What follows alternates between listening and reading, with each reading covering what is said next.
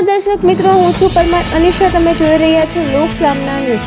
તો જોઈએ આજના સમાચાર અમરેલીથી અમારા રિપોર્ટર દિનેશ સાદલ સાથે. અમરેલીની શાંતાબા હોસ્પિટલ ફરી એકવાર વિવાદમાં આવી છે. હોસ્પિટલની દવાબારીમાં દર્દીઓ અને તેમના સગાઓને ભારે હાલાકીનો સામનો કરવો પડી રહ્યો હોવાના આક્ષેપો સામે આવ્યા છે. કાળઝાળ ગરમી વચ્ચે લોકો લાંબી લાઇનમાં ઊભા રહેવા મજબૂર બન્યા છે. ત્યારે દવાબારીના નિયમોને લઈને દર્દીઓમાં રોષ જોવા મળી રહ્યો છે.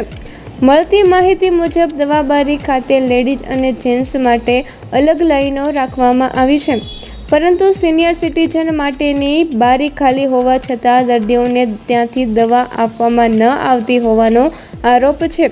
દર્દીના સગાઓએ સ્ટાફને રજૂઆત કરી હોવા છતાં દવા આપવાનો ઇનકાર કરવામાં આવ્યો હોવાનું કહેવાઈ રહ્યું છે.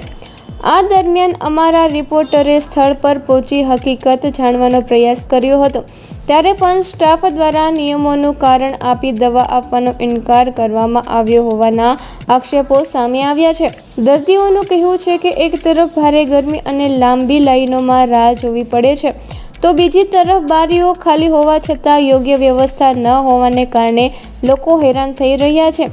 હાલ આ સમગ્ર મામલે હોસ્પિટલ તંત્ર શું કાર્યવાહી કરે છે અને દર્દીઓને ક્યારે રાહત મળે છે તે જોવું રહ્યું. મળીશું એક નવા સમાચાર સાથે. ત્યાં સુધી જોતા રહો લોક સામના ન્યૂઝ.